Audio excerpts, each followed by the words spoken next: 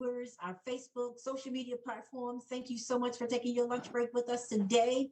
One of the things we have just been so fortunate to have is the ability to bring new business owners to our radio listening audience, to reintroduce existing businesses and show you how you can support these Black-owned businesses. This platform is all about supporting our Black-owned businesses. And we've been fortunate, Aldiva, you and I, we've been at this. Yes. Catch the show that will be all up in your fashion business for 3 years. And I'm just so excited to have you back. And we're going to let our radio listening audience know that because of your extensive traveling schedule, you're going to pop back in. We're hoping and planning for quarterly so that you can always let us know what's coming down the line from Pantone and fabrics and colors, textures and designs, and give you a break.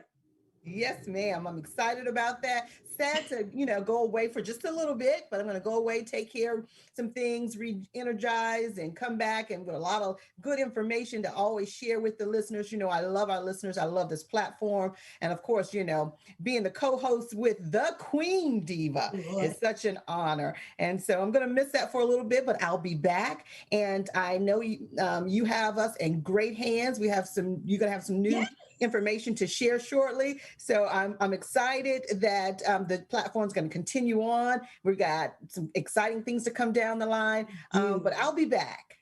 We do. And we know that. And thank you so much. So let's take this opportunity to welcome to the fourth hour of the show. And that's Mrs. Ky-lia Campbell O'Neill. Welcome to Let's Talk Business with SJC and Aldiva.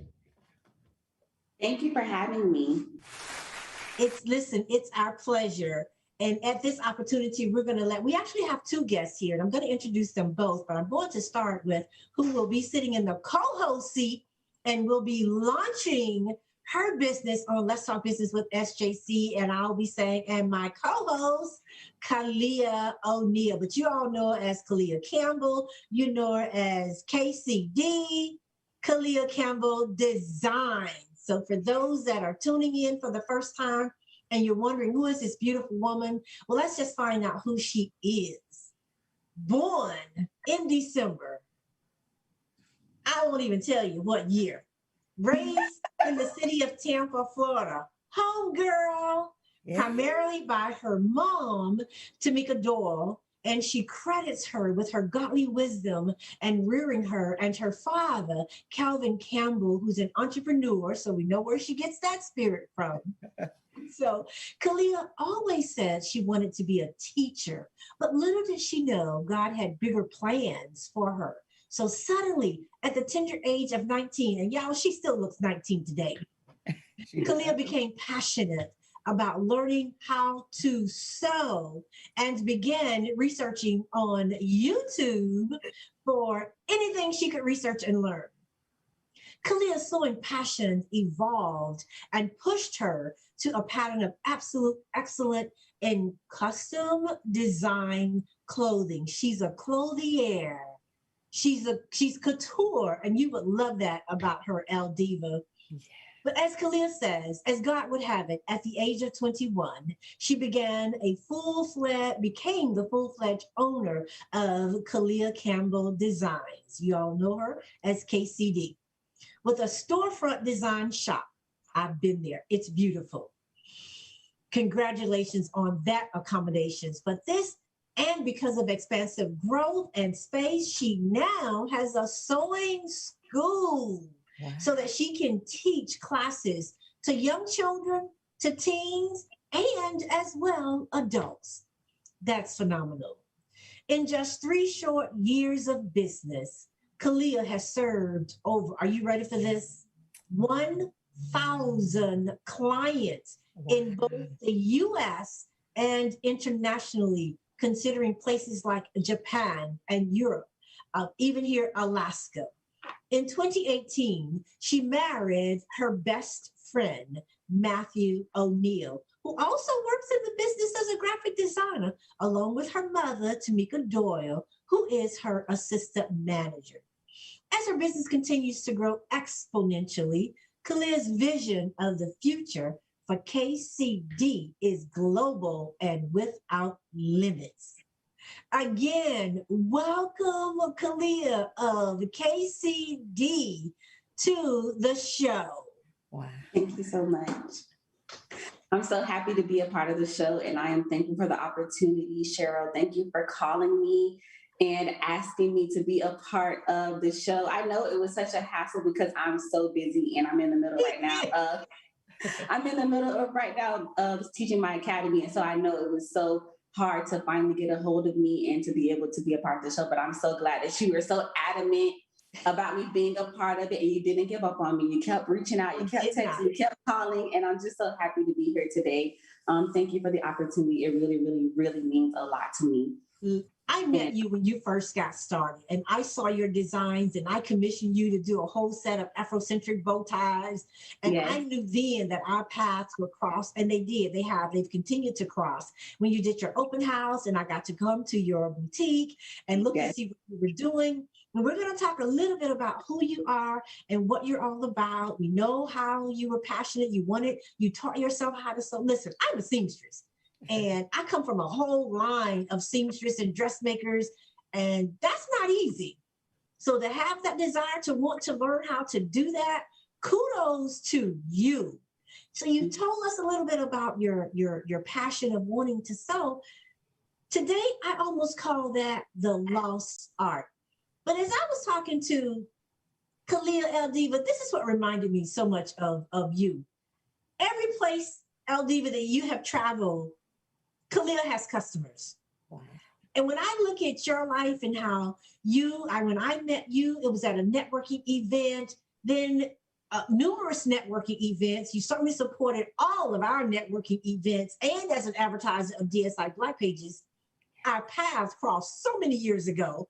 And then to know your husband made it even more special. So when I see how Karan works with you and knows your setups, and he can do your show by himself. That's just how good he is. Yeah. And to hear that now who's going to be sitting in the seat for you, Ky-lia's husband does the same thing. And you guys have such parallels. She creates the designs, she makes the designs, and now she's got customers all over the world. And then you take designers' designs and you help to outfit those fashionistas. And those who are not, you help to bring them up to that level. You guys have so many comparisons that I just love. Two godly women that I love about you tremendously. So Diva, what would you say to this young entrepreneur 3 years into this brutal business, but a great business at the same time? Diva? Well, first and foremost, I must say I am so impressed. Very, very, very impressed. And I don't know if there's much advice that I can give you, because it sounds like you have it already, sewn up, no pun intended. But I love it. Sounds like you have it under wraps, that you have you got a great business model, you got a great plan.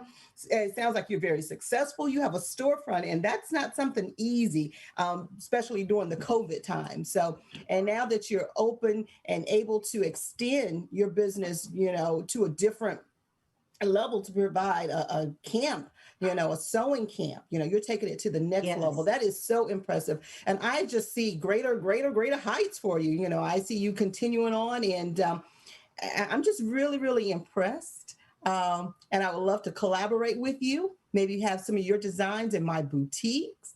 I would love to, have a collaboration with you. I'm so very, very impressed. And I think, and I feel so good knowing that you will now be the co-host for the show. So I am just so happy and delighted, and looking to hear more from you, get more design ideas from you. Just to keep us all fashionistas, keep us just all classy, sassy, and fabulous always. Yes, ma'am. Thank you so much. You're very welcome. Awesome. Let's take this opportunity, and we want to hear a little from Ky-lia. But to those who are listening in, you also see another face on the platform Zoom screen, and that's Norma Pruitt. And let me first just take a moment to welcome Norma to the show, but we're going to come back and do a formal introduction. But let me ask you, branching out, she's an educator, and you're going to hear about her career and her profession. What would you say to this budding entrepreneur, Norma? First of all, congratulations. And it is beautiful hearing that you are teaching the young children how to sew. My grandmother and all of her friends, like you say, you come from a line of seamstress. And to this day, I keep telling my sister, I'm like, it would be beautiful if I knew how to sew, if I could just put this button back on. I've been saying that for the past month or so, because it's little things that I know if I was with my grandmother, she could do this for me. So I really appreciate the fact that you're giving back and allowing the children to be able to pick up, like you say, the lost art that as a generation, I feel like we kind of just put down. So thank you and congratulations. Thank you, Norma. You never know, but I think in our African American culture, so many of our second and third generation were seamstress to begin with, or someone in the family knew how to sew. My aunt, and we talked about her, and the Lord called her home at 90 years old, Margie Brooks Nickerson. She was an extraordinary designer, Ky-lia. She could see an outfit and just make it. Now me, I need a pattern, but I have a sister. My sister Sandra, oh my gosh. Her shop should have been Sandra's interior designs and as well couture designs. She likes to create her own patterns. And so to hear us talk about these multiple generations and how now you have that gift, we've talked about it. Looks like you've got a new student in Norma. So you can. Yes. Hello, Diva. Yes. Ky-lia, I know you have a school on site and we're going to talk about your school. So fun. I love the Academy's name. But I'm thinking you may need to do a virtual class as well. Have you done any virtual classes? So I haven't, and I received tons of messages, calls, texts, asking if I can do a virtual class because I have so many clients that live out of state in various states, and they're always like, "Can you please do a virtual class?" And so I have to just make the time and just go ahead and do one because I know it would be great and definitely an amazing class to have. So yes. It will be an amazing class to have. I know at my church, a couple of those in my generation decided that we wanted to do something so that our young girls would know how to sew, knit, crochet, cook. And we actually called it the Summer Lost Art. And many of them had never even picked up a needle before. So I feel you, Norma. So that being said, let's just delve right into who Miss Ky-lia is. So YouTube, tell us a little bit about that first video that said, I can do this. Okay, so when I started out with YouTube, I would follow a young lady on YouTube, and she didn't have her own like storefront or studio, but she would sew from her home, and she would use clothing that she already had at home, and she would buy new fabrics, and she would lay out the fabrics, get the clothing that she would like to replicate, and she would put it on top of the fabric, cut it out. So she didn't use patterns, she didn't use anything like that. She just used clothing. And she would cut it out and then take it to the sewing machine, show you how to sew it up, the sides and hem and all of that. And every day when I would come home from school, I would be like, okay, I'm going to go watch. I would go home, go in my room, close the door, and get on YouTube, and I would just watch her over and over and over every single day. And I didn't have a sewing machine. I didn't have anything to even sew. I just loved watching her videos. And so she created like so many different pieces, from dresses to skirts, tops. And she would make the outfit, and then she would put the outfit on and then show you how to style it by putting on heels, accessories, and she would go out to like the beach, and her husband would record her, and she would post the videos on YouTube, and then she would challenge other people to do the same thing. So, and then you would upload your video of what you made, and then she would feature you on her YouTube page the next week.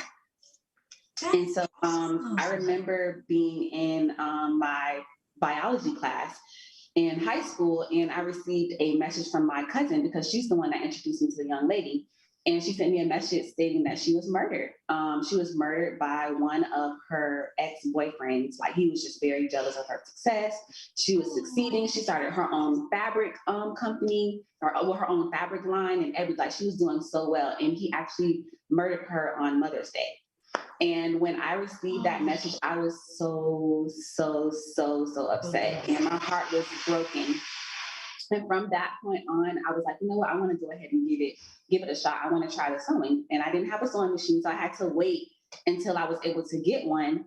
And I remember going on a trip to Mississippi. My husband's from Mississippi, so I went on a trip and I went to go visit some of his family. And there was a Joann Fabrics next to this Target that we came out of. And I was like, you know what, I want to go in Joann Fabrics. I've heard about it, but I've never been in there before. Oh. And so I went in and I purchased my first fabric to make a dress. And so I packed that fabric in my suitcase. We flew back to Tampa. And I remember going back to church. I was so excited. And I was telling someone at my church, oh, I bought some fabric from Joann and I want to make a dress. And I'm going on and on. And she's like, do you have a sewing machine? And I was like, I don't. And she was like, well, I have one that you can have. And so that same night, she brought it to church and she gave it to me. And the next day, it was on a Monday, I took it home. I didn't have like a table to like sew on in my room, but I went and got an ironing board. So I got an ironing board. I set up the sewing machine on the ironing board, and I started cutting out a dress from a dress that I had, just like she did. Her name was Misha. And it was an epic fail. And I laughed because I messed it up so bad. But I was like, you know what? I'm going to keep going. I know I can do it. And so I went to Joann's in Brandon, bought some more material, and I was able to make my first dress. It wasn't perfect, but it was good enough for me to wear, and I wore it to church. And I got so many compliments that Wednesday when I wore it to church, and I went on Facebook and I made a post about making my first dress. And that's how I got started with YouTube. Listen, I cannot wait to have you put or share that video when you come back. And to our radio listening audience, Ky-lia's actual launch as a co-host will be a month from today. And so you can catch her on the 4th hour in July. But we must show that post from your video. Yes. And I still have the dress too. Oh, that's even better. Yeah. Because when you're a seamstress, you should always keep that first outfit. And I'm thinking back to when my mother taught us how to sew, you got to go to Joann Fabrics. My mother would take one of her dresses, and I'm telling you, the bottom portion, the skirt of that dress had to have been about 2.5 yards by itself. It was either a gathered waistband or a pleated waistband, and she would press it out, and that was our fabric. And she would make a little pattern, and we would do the tops and then the shorts, and she would flip it over. It was a one size fit all. And if you needed to adjust it, then you just had to learn how to take it in. And so we didn't even get to go to a fabric store. But later on, we would go to Grant's, which was downtown Tampa. And y'all don't know anything about these stores because they don't even exist today. I know. They have heard of them. And that's where we bought. Fabric was 5 yards for $1. Mm-hmm.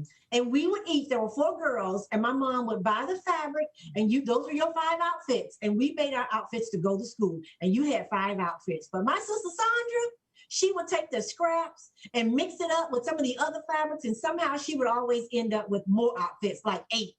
And her outfits never looked like our outfits. And then from there, we graduated to a store called Fabric King. Now, you may have heard that name. They're out of business, and then they had 4 yards for $1. But Ky-lia, to your point, my sister and I would go to Fabric King on a Saturday. We would purchase our fabric. We would come home and we would make that outfit and in 2 different outfits. And we would show up at church, girl, looking like the fashionistas. And then we would say, girl, don't touch that. My buttons are pinned on. Or don't touch that. That zipper isn't all the way in. I can so relate. Oh my goodness, this is so funny. But nobody knew. To look at us, it looked like it was a complete garment. And people always say, oh, could you make that for me? We couldn't. No. We could not duplicate. I can make it for myself. It's so funny that you say that because I don't have a lot of time during the week to make clothing for myself. So the time that I have is on Sunday morning. So on Sunday mornings, I get up about 7 o'clock, 8 o'clock. And whatever I'm wearing for that day, I make it on Sunday morning. And so when I come to church, my first lady will say, did you make that this morning or did you make it last night? And I'll say, I made it this morning. And she'll be like, can you make me something like that? And I can, but I always tell them what I make for myself in a rush, I would never do for you because absolutely you can't, it's not professional. You can't do that. But yes, I can make it for you, but it would take a lot longer.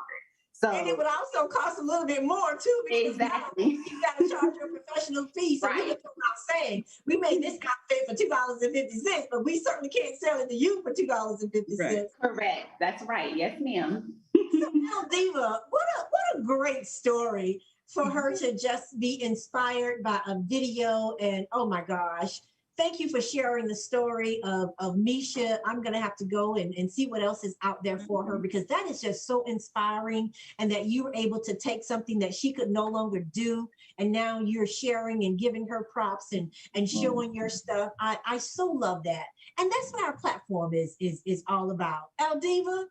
Yes, I'm so impressed, and I'm laughing at the stories that you all are telling, because I think us more mature, experienced individuals, we can relate to stories of our family members making things. And I remember stories people told me about my mom, how she would make things, because my family's come from a family of seamstresses as well. My aunt was, she could sew anything, and she got it from my grand aunt that could sew anything. And they would tell stories how my mom would take all of their fabric, anything that was left over, and she would sew it. But she would sew it so tight that she couldn't walk in it. So you would see her hopping across. They lived in West Tampa, and there used to be, I think that bridge is still there, the overpass. And Oh my goodness. hopping down over the bridge trying to get to Blake High School. But she was clean, and she was the, fashionista, and she had the nicest thing on. And it was something that she sewed, but it was just so tight. And, Right, been there, done that. and I have always been the one, whatever I bought from a store or from anywhere, I always embellished. I always went back and put something else on it, because I want to be different. I don't want to see anybody else with that same outfit on. So I would cut up my dress or my pants. I would put sparkles. I would put rhinestones. I would put sequins. Something had to be different with my outfit. So, it's just so funny to hear all of these stories, and the story of Misha is just so heartwarming. Yes. It's just heartbreaking, actually, but heartwarming to the fact that she was able to inspire you. And look where you've gone with it, and you're going to inspire so many, especially at this platform. People are going to hear about, how you got started, and I'm sure all your beautiful fashions are going to inspire us to say, hey, let me see if I can learn how to sew, or, get ideas from her. So I'm so excited, so inspired by, you taking it to the next level. And then to see how you are expanding your business. I think when we talk about, we've talked about this before, having more than just that one platform of business that you're working with, and they say that millionaires have like 7 streams of income. And just to see how you're expanding, not just from your, design business, but now you're teaching others. I think the possibilities and the levels that you're going to go to is like unlimited. And especially in, we talked about it being a lost art, Yes. This is something great, especially for the kids in the summertime. We're looking for things for kids to do. And it's a learning opportunity, because with the sewing, you get organized, you have to pay attention to the details. It's going to give them so many different, attributes and things that they're going to take with them outside of just the sewing, that they can take back to school, take back into their adulthood. So I'm just so excited. I mean, beautiful young ladies here. It's just so good to see this, so very, very good. And most definitely, I will be chiming in. We have the videos. I'll be coming back and watching the shows, and I'll be calling you up. And I'm just so really, really excited about all of this right now. I am too, and I'm so glad you shared that your family was also experiencing the same thing. There's always, as I said before, you heard Norma talk about, her parents and grandparents being seamstresses. It was just part of the African American culture. Yes. Someone in that family knew how to sew. We were also dressmakers for so many of the other cultures. I know my mom did sewing for my father worked with some Italians, and my mom could hook some things up, and my aunts also did that as well. And it's just great hearing that. I'm so excited to know that we were not the only ones making stuff and then trying to figure out how to put it together and wear it. And I remember, and Ky-lia, you can tell us about one of the things. I did a wedding. That was probably one of the biggest challenges I've ever done. So as a seamstress, what are some of your most challenging assignments? And have you done a wedding before? I know this, but to our radio listening audience, so that they can see the scope of your designs. Okay, so one of the most challenging projects that I've ever done was to create a boxing ring cover for a boxing gym. There is a boxing gym in Tampa owned by Coach G. It's over off of Bush. It was in the same plaza that I was located in. He needed a new boxing ring cover, and he couldn't find one online to fit his ring, so he asked me to custom make him one. And that was so challenging, but we were able to get it done. My husband had to come in and help. My brother had to come in and help because we had to install the grommets. Like, it was just so much work, but we were able to get it done. And of course, I do a lot of weddings, primarily bridesmaids. Those are always challenging, especially if the clients live out of state and I'm dealing with them, virtually or just, out of state. So yes, I would have to say, but that boxing ring was one of the most challenging projects that I've ever had to do. Wow. And so when you're looking at, or somebody's making that request, when do you actually say, no, I don't think I can do that, or, that's not in my wheelhouse? Or have you found something that you just could not do? I've pretty much taken on every project. Everything. You can do it all. Yeah. And the only time that I don't take it on is if I'm too booked and I don't have the time. But if I know I can do it, which I mean, everything that I've done, I know that I can do it because God has helped me through it. When I first started my business, the only way that I was able to make it was God. Like, when I first opened my storefront, I didn't even know how to install zippers. Like, it was the Lord guiding me through everything that I was doing. It was I stepped out on faith, literally, when I opened up my first storefront, which was on Bush. I have a second one now on Armenia. I don't know if I told you that I moved and I have. No, I only knew about the Bush. Yes. Yeah, I'm no longer on Bush. I'm on Armenia now. I'm in a larger space. But yes, so it was just pure faith. Like, I stepped out on faith, and it's going to be 4 years later, and God has just done so much in these 4 years. Oh my goodness. Would you look at that design, and if you saw, to our Facebook looking family, we have about 3 of her designs. We're going to show the designs, and we're going to put them back up, because we know that Ky-lia has to go back to her. You have about how many students? 15, I think it is? You have a lot of students. I do. Well, let's do this before we break for our commercial, and we will put this in our thank you post. But this was just an opportunity so that all of us could get together. I wanted Aldiva to have some conversation. Oh, look at that image. Gorgeous. Girl, that looks like SJC right there. So that was the dress that I made for our first year anniversary. That was my dress. I think I remember seeing that post. Absolutely beautiful. But we know you have to get back to your students. I wanted Aldiva to have this opportunity to exchange dialogue so that we could have a conversation together. And I knew that the two of you would just hit it right off, and we so appreciate you. For those, Ky-lia, who want to reach you, I believe the sewing school is filled. Look at this outfit. So I do have space available for Sew Fun Academy, and I actually have 3 spaces available right now for next week. Next week is our Princess Week, so the girls will be designing dresses based off of their favorite princess character, like Cinderella, Belle. And Friday we'll be having a tea party. So we're going to have macaroons, we're going to have danishes, we're going to dress up in our dresses, we're going to take pictures on the greenery wall, we're going to have a full-fledged tea party. It's going to be decorated and everything. So that's next week. And what are the ages? What are the ages? Because us adults, we can't participate, right? No, it's ages 5 to 13. Oh, wonderful. To 13. And so you're in session now, but you have spots available. For those of you who are listening, there's only 3, and your courses, your academy will end what date in July? July 30th. July 30th. I can't wait. So when you come back, I think you come back pretty much near July 30th. 29th or 30th is when you will launch your show. Maybe we can see a little snippets of what your girls did. Yes. It'll be your graduation show. Yes, and we're having a fashion show on that last week. Aldiva, don't you want to be there to catch all of that? I do. I sure do. That is awesome. Well, listen, Ky-lia, thank you so much for tuning in so that our audience could at least, for those that don't know who you are, many of them do know you.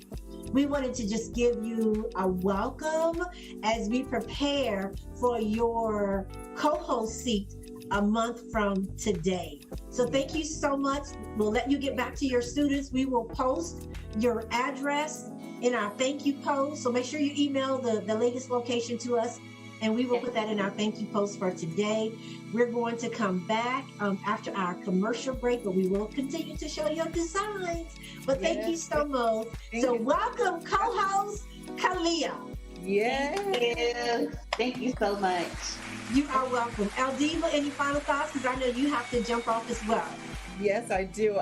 Well, I'll be just around the corner here. I'll be tuning in. I'll be looking at all of the videos and the previews from the show. It's been a pleasure. I'm not going anywhere. I'm just taking a little hiatus. I'll be back. I'll be jumping on. You'll still see me. And Ky-lia, I'm so excited about the things that you're going to share with us and inspire us. And just best of luck to you. I'm so excited. And Queen Diva, thank you also. You know, I am forever grateful to you for the opportunity and for all the blessings that you always give to me. Thank you so much. All right, and best of luck. And there's our thank you post to you, Aldiva, and thank you so much.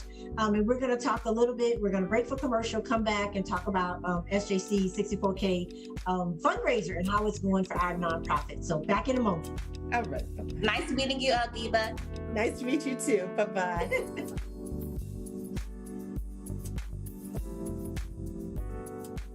You're nodding your head and tapping your feet, and Touch Radio will be right back. Y'all be playing some of the best music I ever heard. With more of your OMG jams, we're In Touch Radio. Catch my show that will be all up in your business. Let's Talk Business with Cheryl J. Cuso. Every Wednesday at 12:31 p.m. My business experts provide insight for business entities and entrepreneurs. So join us every Wednesday from 12:31 p.m. to 1:31 p.m. at www.intouchnews.com. Catch my show. Listen to In Touch Radio anywhere. On your phone. I'm listening to right now, man. In your car. I'll keep that going. On your computer. It's a new world, baby, and we are global. In Touch Radio. Hey, this is Agent Wright, better known as Mr. Clean. You looking for some great barbecue? Come see them two brothers on the grill, located at 423 Virginia Street, Charleston, West Virginia. We got ribs, chicken, pulled pork, brisket, collard greens, mac and cheese, baby. Come get some and get you a nice, smooth cigar. 304-550-4431. That is 304-550-4431. Come get some, baby. The Rib Man, mama, the Rib Man.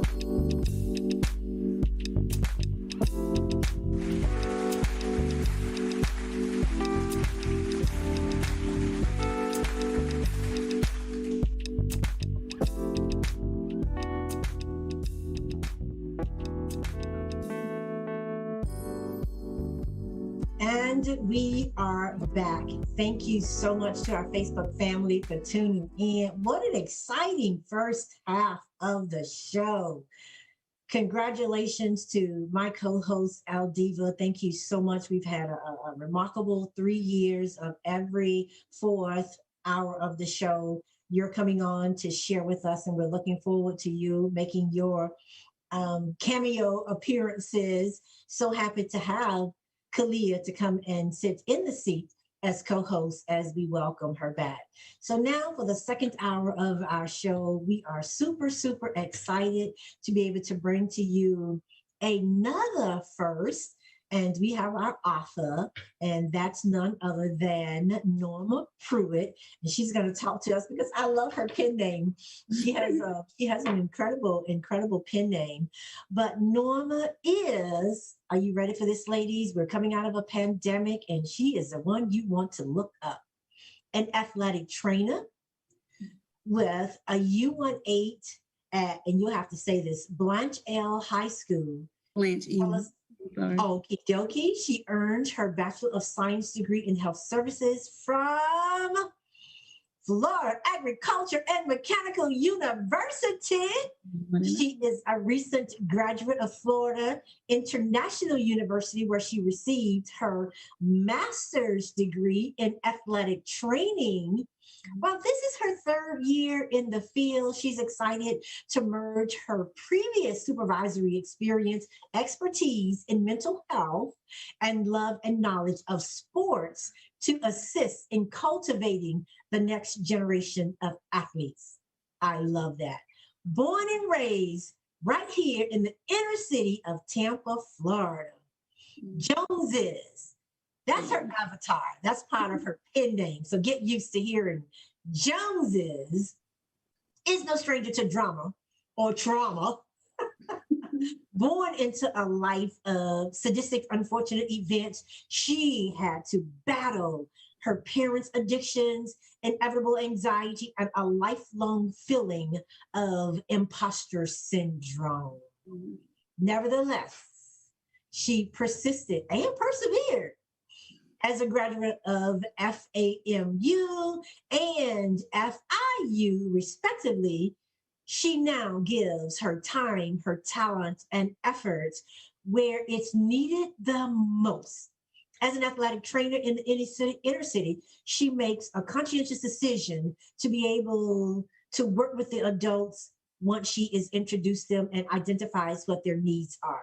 This is for the love of children. This is her love of children and every adult recovering from traumatic events. You survived the abuse. Surely you can have survived recovery. Again, welcome to Let's Talk Business with SJC, my co-host Diva. I'm so glad we were all on and we were able to just have a little dialogue with you. You must feel elated today. Today, I honestly feel relieved. The book has been out. You birthed this baby? I birthed this baby. I honestly did. When I picked up my first shipment, I picked up a shipment of 200 books. And after I drove away, I was like, I really did. I had got it. Hold on, Norma.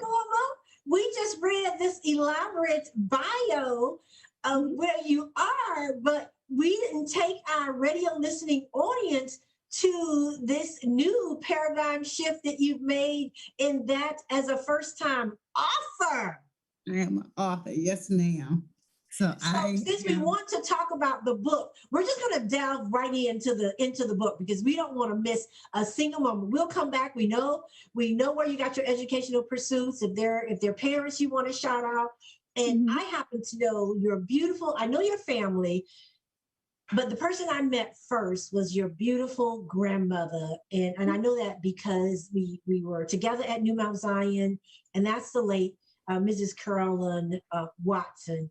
And she served as a ministry leader, and I got to follow in her footsteps as a ministry leader. And I love the way God just brings my life full circle. And so I'm working with grandparents, and now I'm working with their children, and now I'm working with their children. I'm just only getting younger. Yes, ma'am. We know about that 64th birthday. But that being said, let's just jump right in. You talk about your training, your athleticism, you as an educator. How did you shift? How did you make that paradigm shift to author? Oh gosh.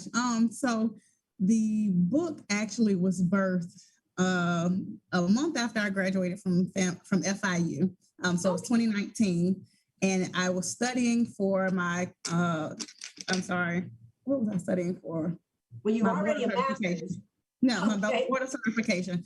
So I had my degree, but I couldn't practice until I actually passed the certification exam.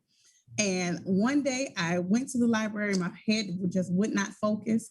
And I opened up Word and I just started writing. In my head, I'm like, I've come so far, I've accomplished so much, but now I'm a new mother. I'm unemployed because I can't actually use this degree. So everything is writing on this test, and everything I've done is like, oh, not good enough yet. You still have to keep going.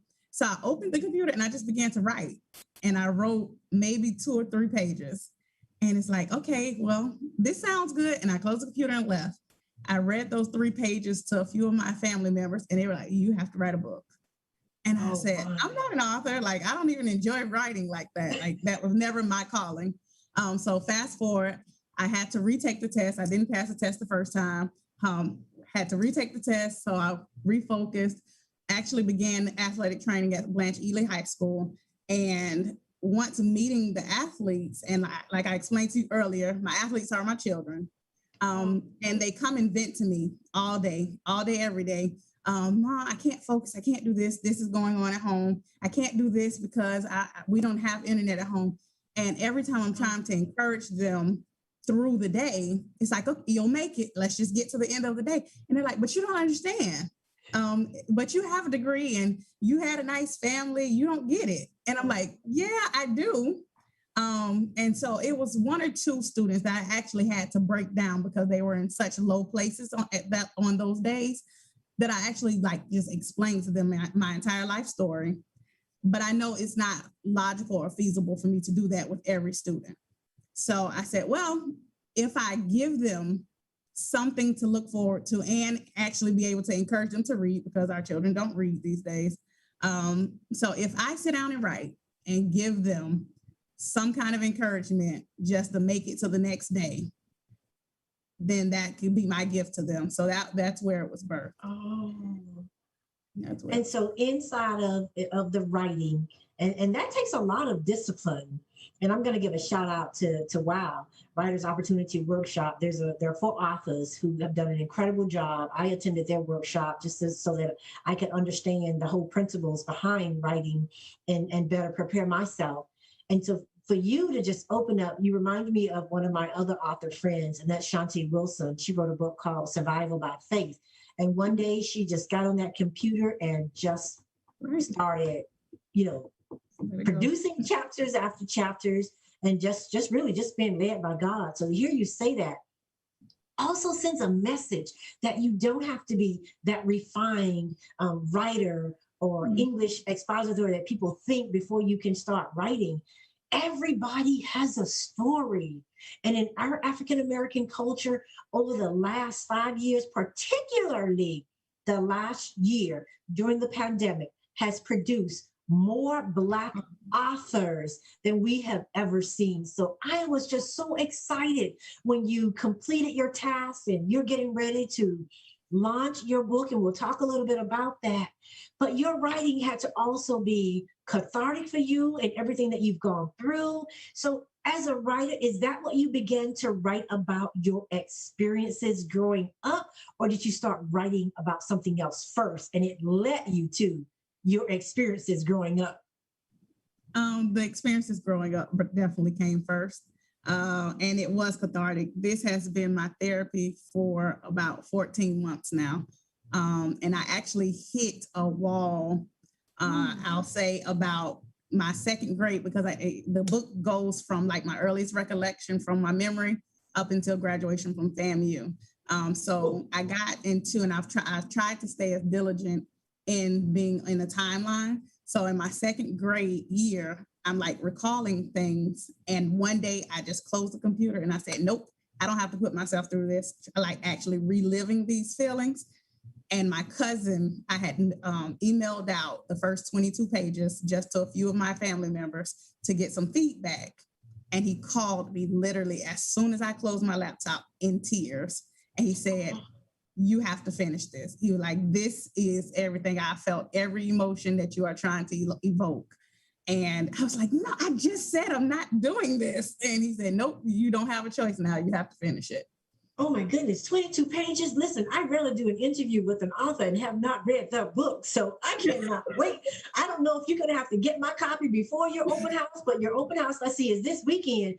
It will be on Sunday. Yes, ma'am. Yeah, I want my autographed copy, but listening to you talk about it, I'm already excited. We mentioned that I thought it was going to be a page turner, and I think it is, because just knowing a little bit about your life and what you went through growing up, but to see what you've blossomed into today, that message, Norma, or your pen name, Taquandra, is going to just Joneses. It's going to resonate with so many children and students. And they're going to say, I'm not the only one whose life was jacked up and went through all of the things that you're about to share with us, give me the teacher's name of your second grade.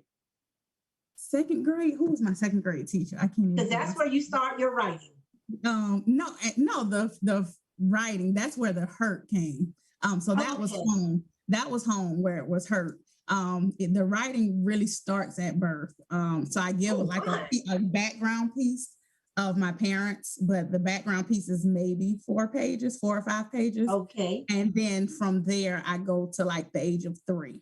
What school did you attend in elementary? Since you're I attended Cahoon. I attended Cahoon Elementary. I attended Sonota Sassa Elementary and Folsom Elementary.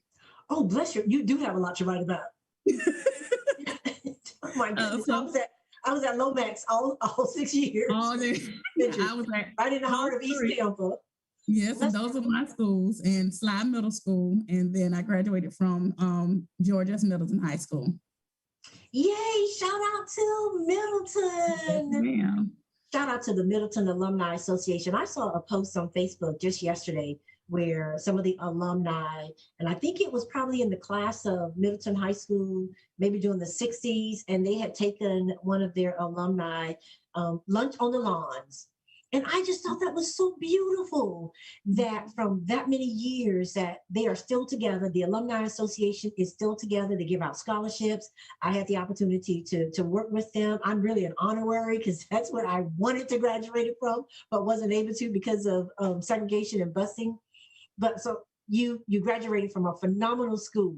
So you're writing about your experiences, family, your educational experiencing, what that struggles was like. We heard you talk about 3 different elementary schools, on to junior high, middle school. What school was that, Norma? Slide Middle School. Okay, Slide Middle School, right in the heart of East Campbell. So you got those 3. Now, Slide, was that just one middle school? Just one middle school, yes, ma'am. Okay, so calm down for you. 1 middle school and 1 high school. 1 high school, yes, ma'am. Life calm down, living calm down, home a little bit. So what can we as a reader expect about you telling your truth? It sounds like you are 100% as you tell the story and how it impacted your life. That means it's also impacting your family members' lives. We all, you can expect, first of all, the gut-wrenching truth. It is as real and as raw as I felt it. The things that I felt literally and the memories that I have, I literally just wrote them down. At one point while I was writing, I was like, this is kind of reading like a diary because I'm just spilling my guts onto the page.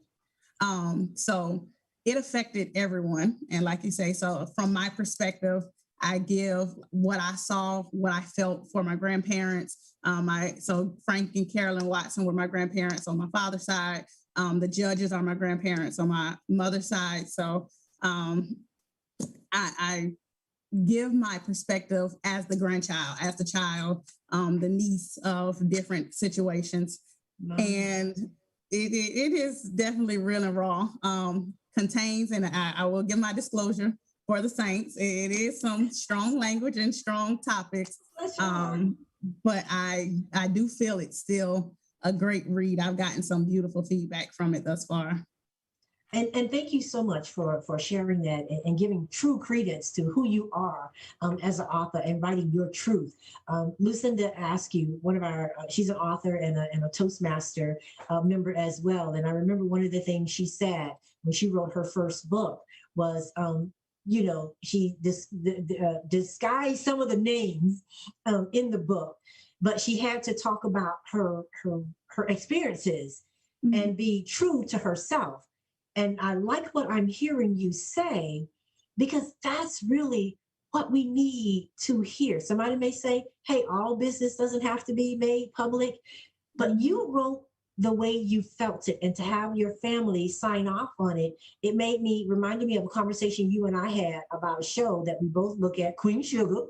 Yes, and the author in that show, I was about to ask you, who's your favorite author, either beginning to write the book or prior to writing the book, and then your favorite author today?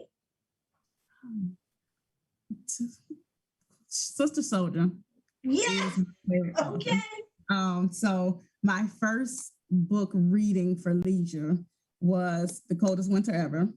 7th grade, my aunt gifted me the book for Christmas. And I thought it was the most outrageous gift under the sun. I was like, why would she give me a book for Christmas? This is not what I want. And I opened that book, and from the very first line until the end, I'm like, okay, I get it. You get me. I love the book. So to date, my favorite author. I've read my book a few times, and I honestly think I'm like, well, I might be in the running at this point. But Sister Soldier is my favorite author. I actually gave her a shout out in the book. I had to definitely thank her for inspiring me, because I feel like she wrote the same, just real and raw, and experiences that we all see on a daily. And I know that they're not like written on or spoke on a regular, and it is not common to actually shed light on what we see on a daily. So I appreciate her, and I did tell her, I believe it's maybe the 10th or 13th page, but it says, thank you, Sister Soldier. And I'm thankful for your aunt. I'm part of a book club, have been for 2.5 decades. And it is very, very important. I love to give books as gifts. I even gave one year as a wedding gift to one of my friends. And I only did that because the writer said the book was going to be a trilogy. And it would start off talking about a relationship and about marriages. And I thought that would be a great packaged gift. But to hear you say that, and to your aunt that gave you the book, who knew from a young child back then that it would spawn until the writer that you are today? Yes. Shout out to your auntie. And we must encourage our young people to begin to read. And we as adults should share those books and give them that experience, because we're spending so much time with technology and doing other things. Even I'm still I've been a part of Audible. I kind of go to Audible if it's book club and I've got to get that book done, but I love the ability to be able to curl up in a book. I mean, if I panned around, there are books all down my credenza. I even love to smell the ink on the pages. I like flipping the pages. I like highlighting important points or dog-earing the pages so that I could go back to them at a later date. It's just something about that book. Right. And maybe it came from our parents, my mom in particular, giving us these little Bibles. Actually, the Bibles were given by somebody else. And before, it was a long time before we got our first Bible, but learning to read the Bible and doing so on a daily basis, just that inspiration alone inspired us to be able to read. So I want our radio listening audience to know, and again, to all of you who are listening, thank you, please, for Norma. And we really should be calling you your pen name. Share the post. Share the post. I don't know how many books you brought here to for your open house. You're going to be at the Flame. We'll let you tell them, and then we're going to go and do our graduations and do an update on our birthday fundraiser and make some announcements. But tell us where you're going to be this weekend, how many books that you bring, because we want it to be a sellout. We will include all of your information, your contact information, your website information in our thank you post. But we want people to like and share so that you will have a successful authors showcase and book signing. All right, yes, final thoughts, and then you'll stay here, but give us your final thoughts, and then we've got to go into our announcements. Okay, so you all can find me this Sunday. I will be in Tampa, Florida. I'm in South Florida now. I'm located here, but I will be bringing about 120 books with me. And it will be my book signing, but it is my author's reception. So it's honestly just 4 hours of us partying and celebrating the fact that it is a completed project, and celebrating everyone who has had something to do with it, the people who have actually played such a huge role in my life. And come and support, come and enjoy with us. Come grab a snack, hear me read. I'll be reading for about 15 to 20 minutes, just sharing small excerpts from the book. And it's a few people, I believe I'm at like 10 of my readers that have read the entire book. So I'm looking forward to some dialogue. So I really look forward to seeing you. That is at 210 East Fowler at the Blue Flame. That'll be from 2 to 6 this Sunday, June 27th, 2021. Now, will they be able to have dinner and eat, or just orders on the side while you talk about your book? I'm not sure if they'll be open. That's okay. Just show up. Just show up. I'm so proud of you and having met you as a child and seeing the woman that you have become today. Congratulations to you. We're here to support you. I'm so glad you were able to come on the show today to talk about your book. I look forward to getting my autographed copy of it, and I'm going to bless somebody else with a copy of it as well. I think that's so very, very important. So for those of you that are coming by one book and then gift another book, so that all of her books will sell out and sell out expeditiously. So sit tight, because your information is up there now, June the 27th. Yes, beginning at 2 p.m. 2 o'clock. Okay, now, so to my Facebook listening family, and thank you so much, because I know you made a contribution or to the SJC 64K birthday fundraiser that we kicked off on last week. I mentioned to my Facebook family and friends that what I wanted to do for my birthday was to be able to be a blessing to other nonprofits. I selected 10, 8 of which I have worked with diligently over the last 20 years. And I wanted to be a blessing to them, with the first one being a second wish. So all of those donations coming in right now that are earmarked, they are going to a second wish. And so I am so pleased. If you can see the banner that's up there now, in 1 week for a second wish, we have already reached, I think what is that, Ricky, 20? Oh, shoot. We would have that little number. Drum roll, please. Diamond, what's our number?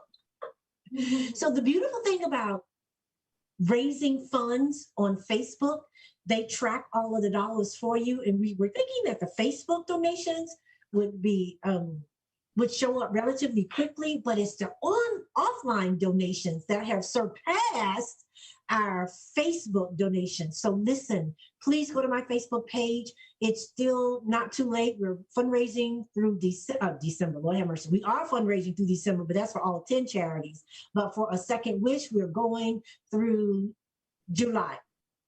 So at this moment, we have already hit collectively $1,200 on our Facebook and $1,300 on our offline, but that number was as of Monday. We have already exceeded that. So I think it's probably safe to say we have reached the halfway mark for a second wish, and know that we won't even have to wait until July. We are going to far exceed that and make wishes happen for the kids who are struggling with traumatic medical issues and challenges, or some may even be terminally ill, and we are helping to bring a little life into their world. And that is just so exciting. Next week, you'll be able to see all of the 10 fundraisers, but we did not want to take away from those that donated to a second wish. So this is a special thank you. We will post the updated thermometer goal to our fundraiser Facebook page and keep you posted each week on the show to let you know where we are. Now, collectively, the fundraiser for Cheryl's 64K birthday fundraiser, we have already exceeded, are you ready for this drum roll? $10,000. So I am so excited to the donors who continuously are giving and those who are going to give. Remember, go to the Facebook post. We'll post the information there. Now, on to our graduates. Congratulations. Graduations are still going on. Many of them are wrapping up, and we've been shouting out a couple of graduates each week at the end of the show. And so we want to take this opportunity to shout out 4 more. If you are a part of our weekly e-blast, you can see all of the graduates that we've been shouting out. And then we have 1 more week in the month of June. And so we will continue to do that. So Lena Burns, congratulations. She has completed middle school and is getting ready to go on to bigger and better things. Congratulations, Lena. Lena just happens to be the niece of Aaliyah Watkins, one of our admins. And then we have Alexandria. We're so proud of you, Alexandria, and the work that you're doing. Alexandra Polite graduated from Blake High School, getting ready to go to college now. And that is just so very, very exciting. Kudos to you. And having someone on the show, an educator like Norma, we can appreciate where you guys are coming from. And oh my goodness, to To Jade Boone, what a phenomenal young woman, a graduate from Howard University. She's actually the cousin of our co-host, Diva J, graduated at the top of her class, magna cum laude. Kudos to you, young lady. We know the world is looking to see what great things that you're going to do as you impact the lives of others. And then let's take this opportunity, yay, to congratulate Dr. Jamia Washington, the daughter of Henry Shake and Cheryl Washington. So proud of her. She is now a cardiologist. Congratulations. And that was the University of South Florida. And then we have one more. Our show will wrap up on In Touch, but we're going to finish with our congratulatory wishes on Zoom. And let's see, who do we have next? White. So congratulations to all of our graduates, to those who have birthdays in the month of June, and there were a lot. I certainly had some, and I want to give a shout out to my daughter in love, Mrs. Micheline Cousseau, who is celebrating. And that's a picture of us. I picked her up from the airport. I'll never forget. Cedric, the entertainer, I think it was a Black and Brown comedy group that was in town. And that was my first time meeting my future daughter-in-law, now my daughter-in-law. Happy birthday, Mimi. We love you. Have a blast. And to all of the June birthday recipients. And then lastly, a shout out to my baby daughter, Mr. and Mrs. Daryl and Alana Oliver. Happy first anniversary. My daughter came into town so that my husband was very, very ill at the time, but he wanted him to perform their wedding vows, and he managed to walk her quickly down the aisle and exchange those vows. And congratulations, happy anniversary. And I know they're all celebrating their anniversary. And to all, happy anniversary. There's so many others. So to our birthdays, to our graduates, to my baby girl, Alana, love you, and my new son in love. God bless you all. Safe travels to you. Thank you for tuning in to the show. We will try to put all of our thank you notes and information in our thank you post. To you, Tawanda Joneses. It's Jones. My brother created the name. Oh, is that why we got the Joneses? Okay, I love it. So congratulations. The book is called Summer Fun.